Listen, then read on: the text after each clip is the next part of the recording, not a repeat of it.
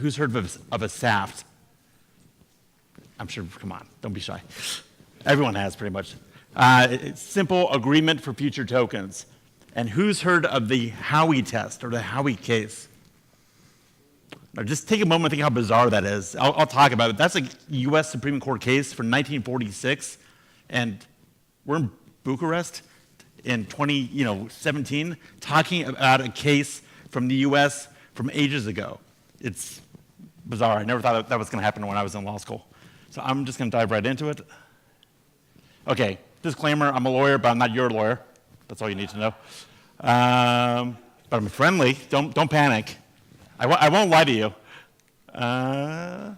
Oops, let's go back.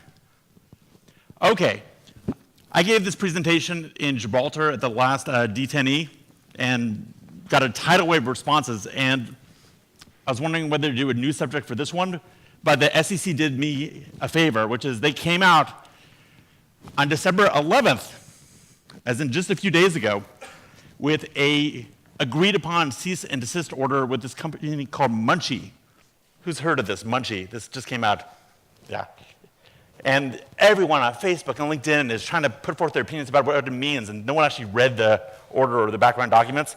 It just made everything far more relevant. So when I gave this presentation before, I was using sort of a hypothetical company. I'm going to use Munchie, mainly because I like their name, but the main idea is don't be a Munchie. All right, let's take one big step back. When you're conducting an ICO in the current environment, obviously people are beginning to pay attention. The SEC is beginning to pay attention, the regulators are paying attention, the investors are looking much more closely. It's an increasingly complex world. And with China still mostly offline, or let's say it's offline in terms of doing new ICOs, you realistically, to reach your fundraising goals, need to sell into the United States, which means you have to deal with US securities laws. Okay, but everyone's afraid of that for obvious reasons. When people conduct ICOs or start to conduct ICOs, they don't really know if the tokens they're issuing are securities, and if they are securities, what do you need to do? And we've all heard of the SEC, Securities and Exchange Commission. That's the independent agency in the United States that has what's called delegated authority from the US Congress to make and enforce securities law in the US. And the SEC has a reputation, which is a little bit undeserved, of being harsh or being overly strict. They're being surprisingly calm and normal with these ICO tokens, and I'll kind of go into why a little bit, but you can't ignore them, and you can't try to do an end run around them, because at this point they know what's going on and they'll bust you, basically. Let's see here. All right, let's keep going. All right, so here's a very top-level approach that's going to inform the rest of this presentation. Suppose you have a great startup or not so great startup, Munchie, and you need funding to get up and running. And because you're in 2017 or 2018, you're going to bypass all those annoying VCs, and you're going to issue tokens in order to raise funds. Now, issuing is a loaded term. Issuing is what happens when the startup or some company for the first time issues tokens or securities to the initial buyers. It doesn't relate to aftermarket trading or trading on exchanges. When you issue tokens or when you issue securities, it's from the entity that's running the business to the first buyer. So a lot of startups issue tokens to the initial buyers. Okay, now the next question in the analysis, and again, this is big picture that I'm going to dive into a little bit, is are those tokens then being sold into the United States? It's really sold or offered for sale. Okay, either one can trigger US securities law. So if you're in, I'll just pick a random country, don't take it personally. If you're in Azerbaijan, okay, and you're selling from, over the internet, and grandma in Missouri in the United States sees your offer, you're just offering for sale into the United States, and US securities law kicks in. Now you can do all kinds of things. You can block US IP addresses, you can have people sign in blood that they're not a US resident, yada, yada, yada. That's an approach. The problem with that is you can get a smaller ICO result, and you're also not going to have US customers for your product. So there's a strong set of reasons to try to sell into the US if you can.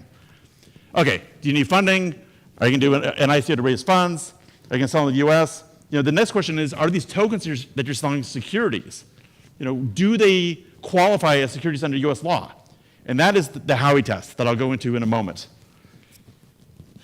just assume for a moment that the tokens you're selling are securities. Okay, well, the default rule in the United States is if you're offering for sale or selling securities into the United States, you either need to register those securities with the SEC, or you need to find what's called an exemption to registration.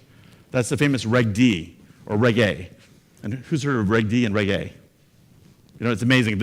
Every single time I speak, just a new mass of people know what's going on. It's kind of neat. Okay, if it's not a security, then you don't need to register and you don't need an exemption. But in the US and in most of the world, when you sell stock, you don't need to pay tax on the money you raise from selling that stock. If IBM sells 1 million shares of stock, it doesn't pay tax on the money it just raised by selling that stock. Well, if it sells $1 million worth of computers, it has to pay tax on that million less whatever it costs to make those computers. So here's a little gotcha. If you're selling tokens and they're not securities, then you're really selling goods or services or something else, and you're probably selling it for a profit, in which case you probably owe tax. So just watch it. That's where the Camus kicks in. Okay, the fundamental set of laws that make U.S. securities law come to life, there's really 3 of them. I'm going to focus on one of those 3. The core law, which actually was put in place after the Great Depression, was the Securities Act of 1933. It's also known as the 33 Act. That is the law. Okay, and that rule I described, where if you sell or offer for sale securities into the United States, you have to either register those securities with the SEC or find an exemption.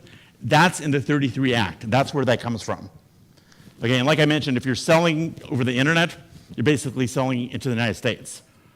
Okay, registering your sale of securities with SEC is very expensive. It takes a long time. You really don't want to do it. You want to find an exemption if you can. So again, default rule is you register, but you want to be able to find an exemption. Okay. Okay, forget this wall of text. Here's what this deals with. The Congress knew back when they made the 33 Act that, they wrote in the 33 Act, if it's a stock, it's regulated. If it's a bond, it's regulated. If it's an indenture, it's regulated. But they knew that going out into the future, people were going to come up with whole new things with funky names and weren't conveniently labeled stock, bond, whatever, but nonetheless qualified as a security, because people are tricky. So, they didn't know back in 1933 that someone was going to come up with this idea called a token. What the heck is a token? So they came up with this sort of bucket category, this catch-all category called an investment contract. So the 33 Act, 34 Act, the 40 Act, all those things, they regulate securities, stock, bonds, yada, yada, yada, and also investment contracts. Okay? Not everything is an investment contract. When you go to Starbucks and order a double latte and you wait a minute to get it, even after you paid, it's not an investment contract, even if the value of your latte goes up in those 5 minutes. Not everything is an investment contract. Well, what is an investment contract? What kind of thing that's not under a convenient label like a stock is nonetheless an investment contract and therefore falls underneath the Act and needs to be registered or exempted? That's where the Howey test comes in. And I'm blasting kind of fast here just so I can get to the SAFT fun. Okay, so imagine you're in the far, far future in this strange year 2017. And all of a sudden people are not issuing stocks and bonds anymore, they're issuing tokens. And the 33 Act didn't mention tokens, but they mentioned investment contracts. And some agency, the SEC, is saying, wait a second, we don't care what you call these things. We assert that these things are investment contracts, and therefore you need to either register it or find an exemption. And the SEC, they had their protein shake that morning, is getting aggressive and trying to call everything an investment contract. Well, where's the line? How do you know whether something's an investment contract or not? The US Supreme Court, in the Howey case, came up with a 4-pronged test, and each one of these needs to be true for something to qualify as an investment contract and therefore be a security. There needs to be an investment of money, and, remember, each one of these has to be true, in some kind of common enterprise, right? So it's not just some guy or gal out there doing something, with a reasonable expectation of profit, and here's the kicker, to be derived from the entrepreneurial or managerial efforts of others, right? So if you're the one out there doing it, making money for yourself, that's not a security. It has to be through the efforts of others. Okay, let's go here. Okay, now, suppose you issue a token to use an example from the last talk, that represents an asset. Okay, and that asset produces an income stream, say it pays a dividend.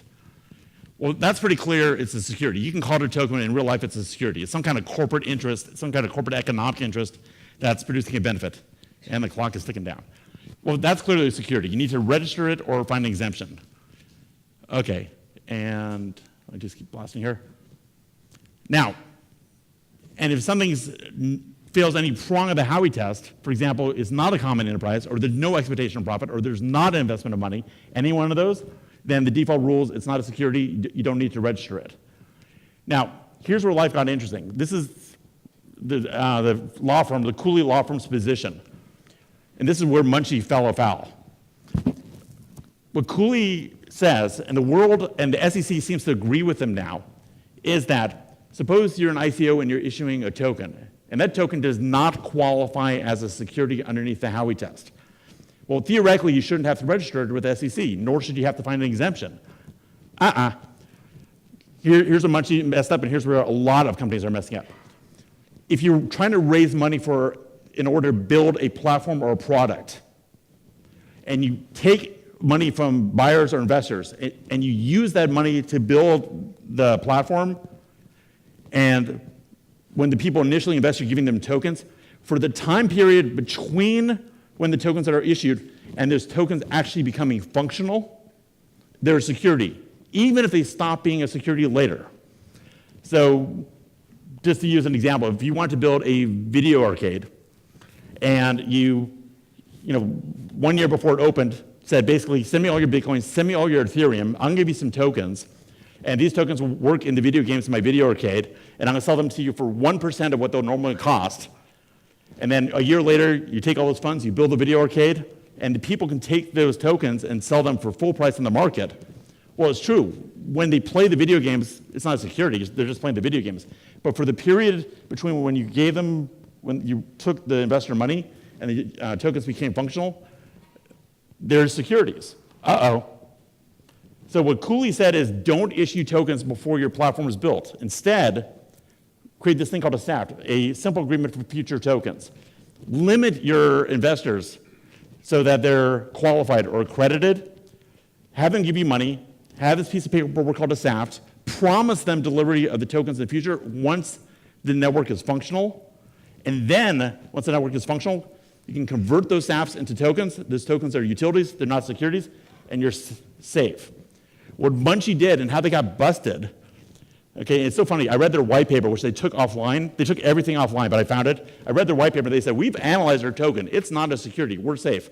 You know what? They may have been right, but they were raising money for a system that hadn't been built yet. They were raising money in order to build a system.